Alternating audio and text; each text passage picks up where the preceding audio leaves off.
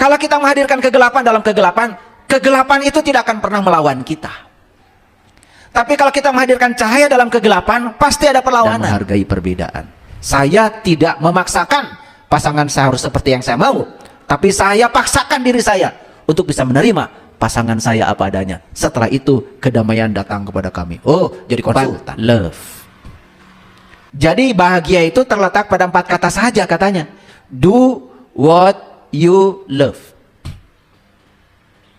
Artinya, lakukan apa yang kamu suka. Apa?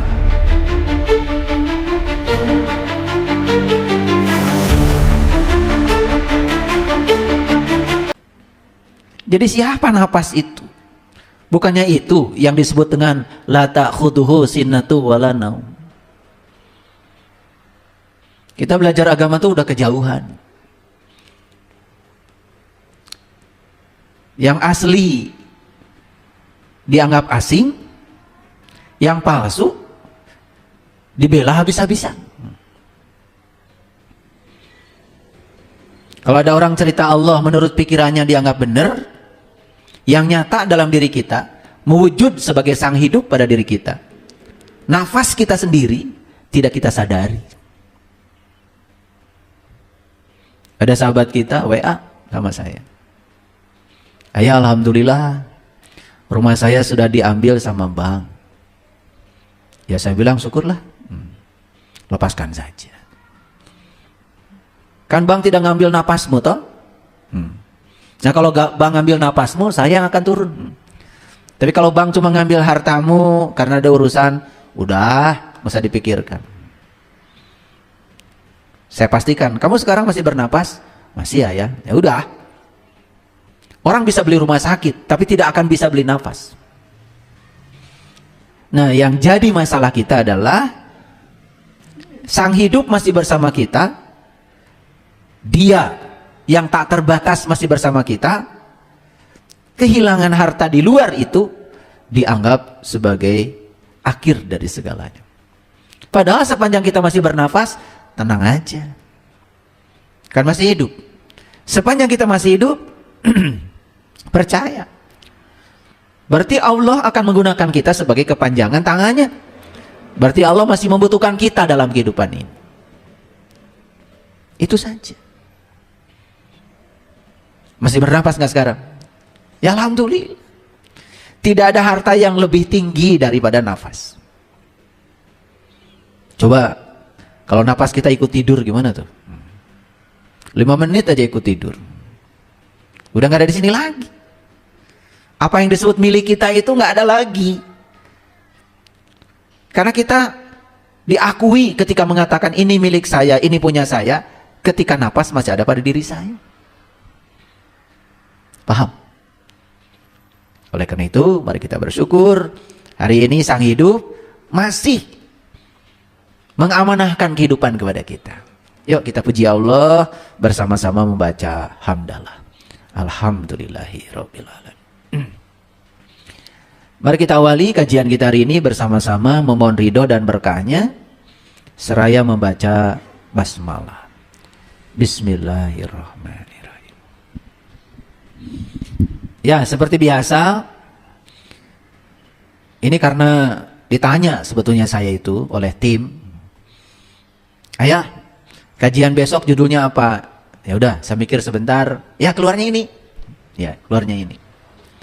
Jadi hari ini kajian kita, kebahagiaan bukanlah imbalan dari kebajikan. Agak berat mungkin ya judul ini, tapi kita akan coba pelan-pelan masuk ke dalam sehingga kita dapat intisari dari judul ini. Dan saya selalu percaya kalau kita bicara ini di sini saat ini bersama orang-orang yang dihadirkan di sini, saya percaya bahwa apa yang dibicarakan ini pasti yang kita butuhkan. Pasti itu. Tidak bisa disangkal, itu sudah hukum alam. Jadi kebahagiaan bukanlah imbalan dari kebajikan. Nah, apa sesungguhnya pesan semesta dari judul ini?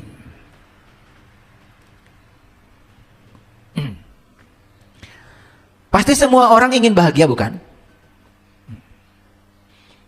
Dan semua orang yang ingin bahagia pasti belum bahagia, bukan? Ngerti? Coba acungkan tangan siapa yang ingin bahagia, acungkan tangan. Semua yang acungkan tangan itu belum bahagia. Ya baru ingin kan? Nah pertanyaannya dari saya, terus kapan mau bahagia? Itu masalah kita. Bahagia itu jadi angan-angan. Seakan-akan bahagia itu besok, lusa. Karena otak kita ini sudah rusak dari kecil. Kalau saya punya rumah bagus, pasti saya bahagia. Jadi untuk bahagia itu harus nunggu rumahnya bagus. Kan ada pertanyaan tuh, bagaimana kalau sampai mati rumahnya nggak bagus-bagus? Berarti kan dia mati dalam keadaan tidak bahagia. Makanya kalau ditanya itu, mikir dulu. Nah karena kita ini selama ini jadi orang lain, tidak menjadi diri sendiri. Nah oleh karena itu, semoga kajian ini akan membuat kita menjadi sadar. Untuk menjadi pembahagia nih, pembahagia itu berarti orang-orang yang bisa menjadi sumber kebahagiaan bagi orang lain. Ternyata harus melewati jalan-jalan ketidakbahagiaan.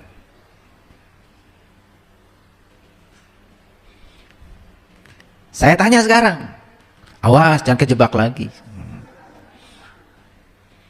Siapa yang mau menjadi pembahagia? Acungkan tangan. Acungkan tangan. Ini baru bagus nih ya. Berarti orang yang acungkan tangan ini para pemberani. Orang-orang yang ingin menjadi pembahagia. Nah, ada pertanyaan yang kedua nih dari saya. Untuk yang acung tangan tadi. Siap gak melewati jalan-jalan ketidakbahagiaan? Bagus. Jadi jangan bermimpi kita bisa memperbaiki mobil orang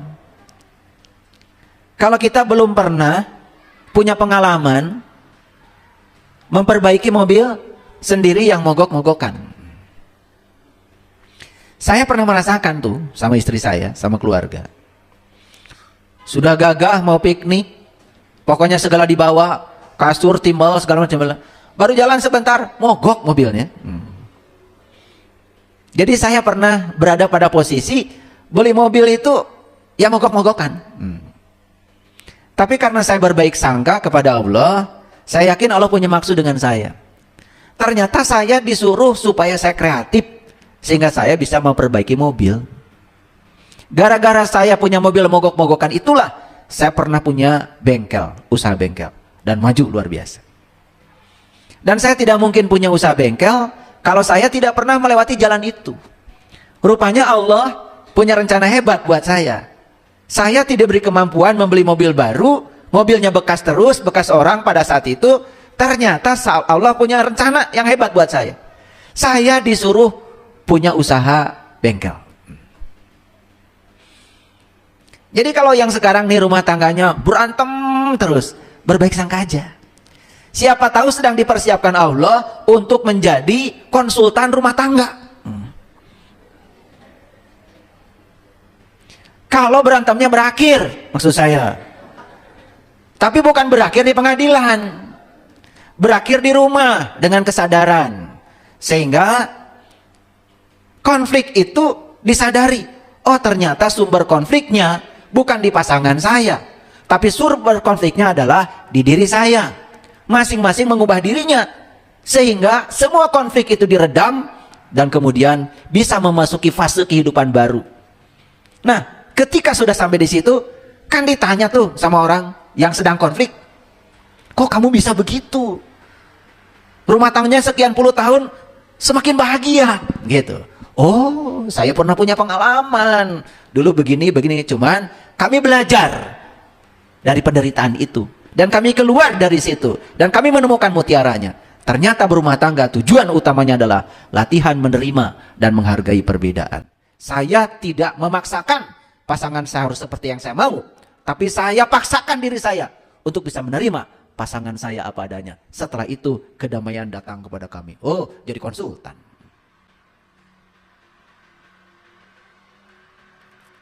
Jadi tidak ada yang buruk dalam kehidupan ini. Tidak ada yang buruk. Yang buruk itu pikiran kita. Penilaian pikiran kita. Semua baik-baik saja kalau kita bisa menerima pesan-pesan semesta lewat semua peristiwa yang dihadirkan dalam kehidupan kita. Paham? Jadi untuk menjadi pembahagia ternyata harus melewati jalan-jalan ketidakbahagiaan. Gak mungkin saya bisa cerita di sini, ya, bisa menjadi pembicara seperti ini kalau saya juga tidak punya pengalaman dan saya juga melewati jalan-jalan itu. Udah kenyang dengan jalan itu. Tetapi tidak ada yang buruk. Ternyata semua jalan itu adalah jalan saya yang tidak bisa dilewati hanya oleh saya sendiri. Makanya jangan meniru-niru jalan orang lain. Ya jalan orang lain buat orang lain. Karena setiap kita itu sudah disediakan jalan sendiri. Itu jalan terbaik yang disediakan semesta buat kita.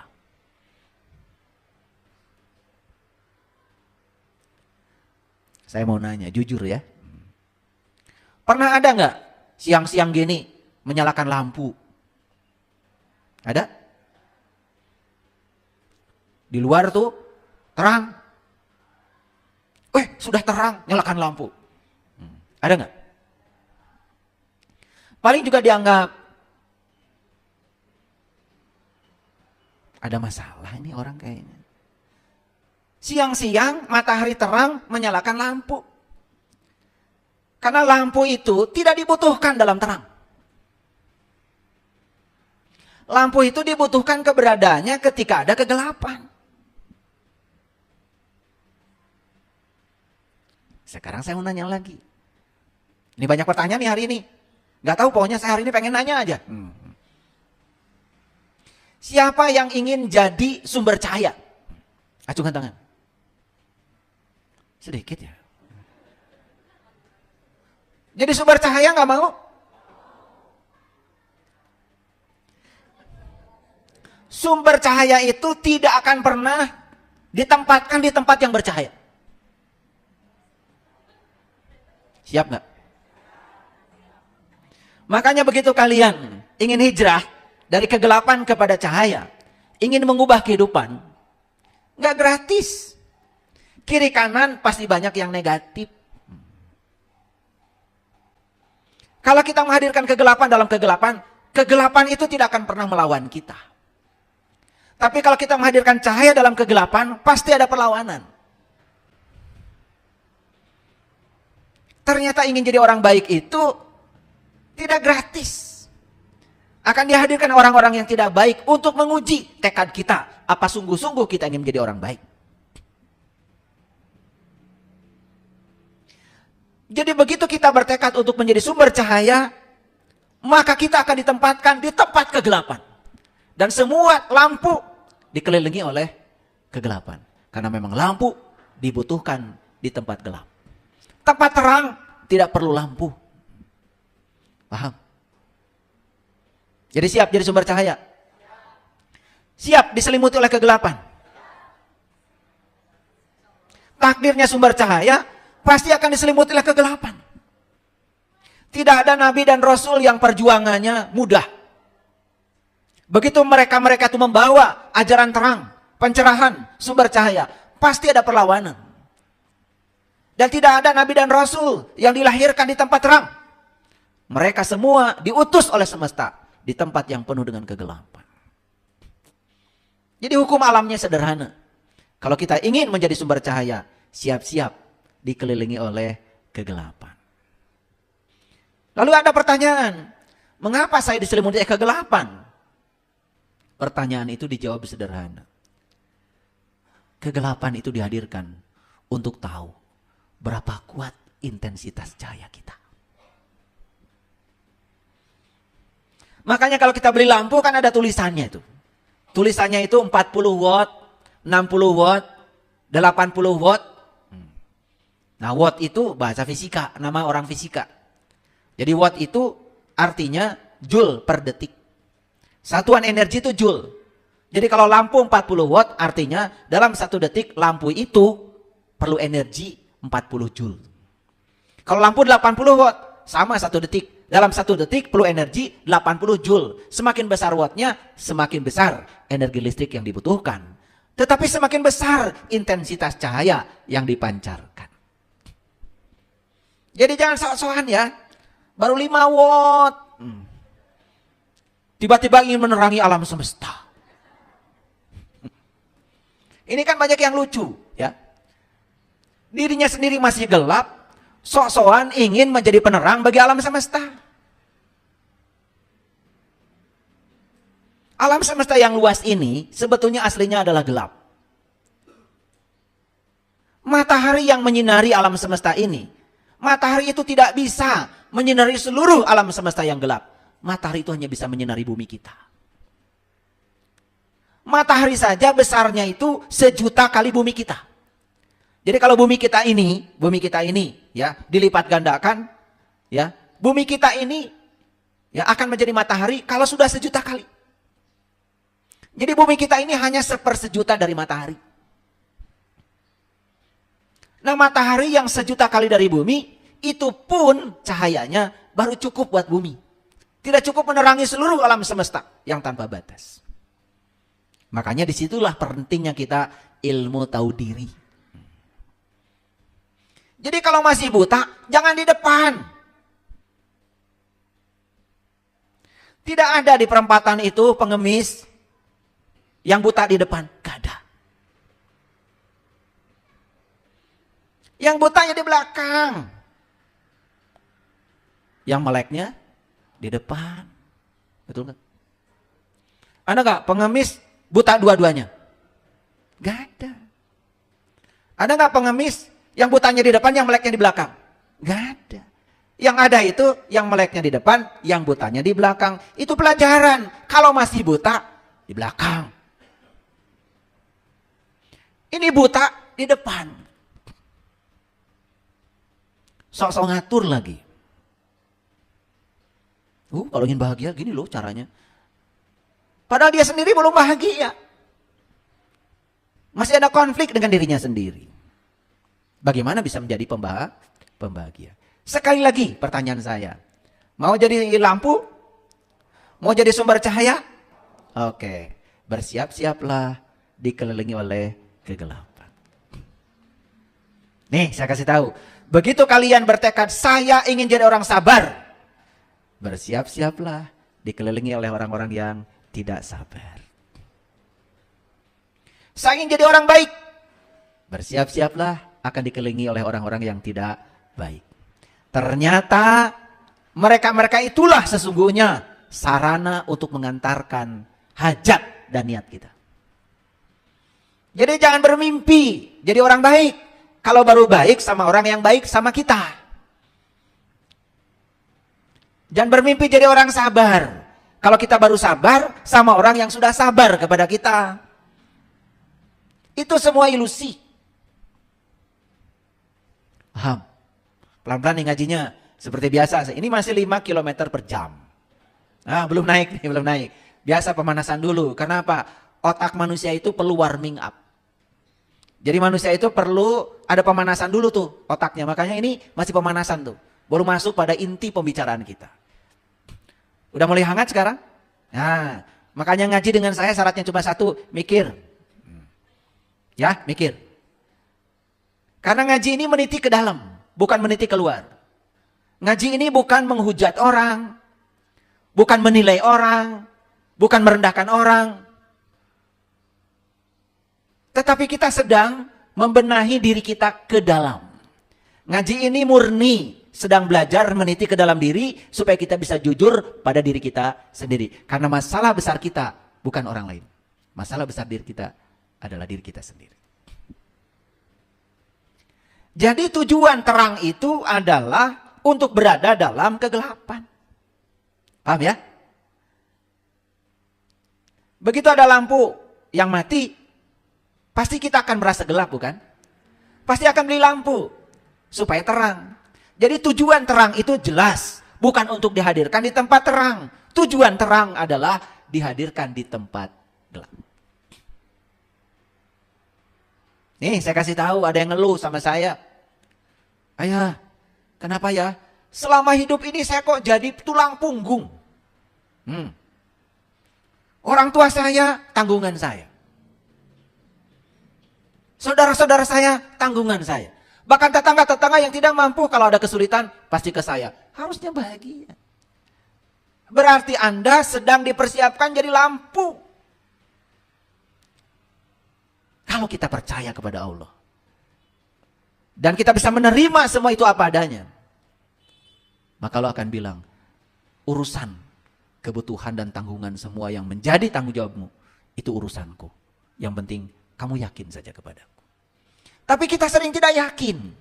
Karena ada masalah, ada konflik kita dengan diri kita sendiri. Betul? Itulah pikiran. Jadi kesimpulannya, kalau kita ingin terang, bersiaplah dikelilingi oleh kegelapan. Paham ya? Oke. Nah kan judulnya, kebahagiaan itu bukanlah imbalan dari melakukan kebajikan. Karena sesungguhnya kebahagiaan itu pada dasarnya adalah kebajikan. Atau kebajikan itu sendiri sebutnya adalah kebahagiaan. Jadi tidak seri. Tetapi itu sudah simultan. Sudah ada secara bersama-sama. Oleh karena itu, saya meminjam kata-kata cerdas dari seorang yang sangat hebat. Namanya Warren Buffett. Dia adalah pengusaha Amerika yang sangat terkenal. Dia mengatakan, kalau ingin bahagia, cukup memiliki 4 kata saja. Kata yang pertama, do. Kata yang kedua, what. Kata yang ketiga, you. Kata yang keempat, love. Jadi bahagia itu terletak pada 4 kata saja katanya. Do, what, you, love. Artinya, lakukan apa yang kamu suka. Apa? Lakukan apa yang kamu suka. Nah ini sudah saya jelaskan ya di kajian sebelumnya. Ya, melakukan yang disukai saja tidak cukup ternyata. Apakah yang disukai dibutuhkan oleh semesta atau tidak? Apa yang disukai itu memberikan feedback kepada kita sehingga melakukan yang disukai itu menjadi pekerjaan bagi kita? Apakah melakukan yang disukai itu bisa menjadi profesi bagi kita? Kan itu masalahnya. Yang saya maksud adalah do what you love dalam konteks passionnya ada, missionnya ada, kemudian vocationnya ada, kemudian professionnya ada. Kita melakukan yang kita sukai dan ternyata yang kita sukai dibutuhkan banyak orang. Bagus. Ternyata yang kita sukai membuat kita punya pekerjaan. Bagus. Karena ada feedback di situ. Ada hadiah yang kita raih. Melakukan yang kita sukai ternyata